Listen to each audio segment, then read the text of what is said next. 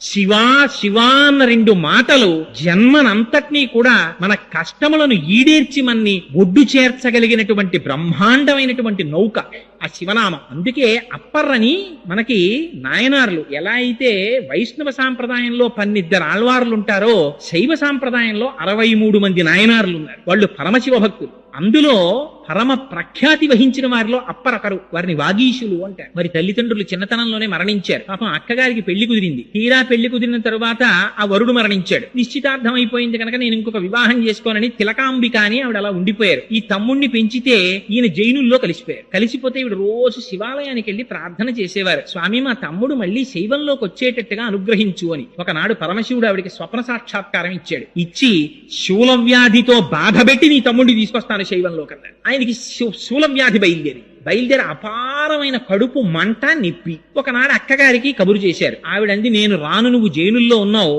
నువ్వు కాని ఇక్కడికి వస్తే నేను శివాలయానికి తీసుకెళ్లి నీకు ఆ రుగ్మత పోయేటట్టు చేస్తానంది. ఆయన మొత్తానికి ఎవరికీ తెలియకుండా ఓ రాత్రి వేళ తెల్లబట్టలు కట్టుకుని అక్కడి నుంచి బయలుదేరి వీడి దగ్గరికి వచ్చారు. శివాలయానికి తీసుకెళ్లారు.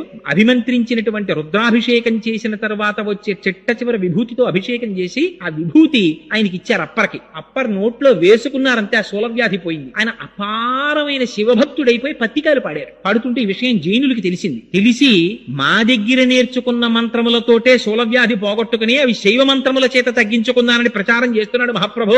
అందుకని పిలిచి అప్పర్ని దండించమన్నారు. రాజుని కట్టేసి తీసుకొచ్చారు. అప్పర్ని తీసుకొచ్చిన తర్వాత, ఏమయ్యా నువ్వు ఇలాంటి మాటలు చెప్తున్నావు కదా, నిన్ను శివుడు ఎలా రక్షిస్తాడో చూస్తాం, ఉడుకుతున్న సున్నపు గదిలో పారేయండి అన్నాడు. పడేశారు. తీసుకెళ్ళి పడేస్తే హాలాహలాన్ని మింగినవాడు నా ప్రభు, నాకేమిటి బెంగ అని శివుడి మీద పత్తికాలు పాడుతూ ఆ గదిలోకి వెళ్ళిపోయారు. మరునాటి వరకు కాపలా ఉన్నారు భటులు. తలుపులు తీశారు. మంచు గడ్డలా ఉంది లోపల. ఏసీ చేసేస్తే ఎలా ఉంటుందో అలా ఉంది గది.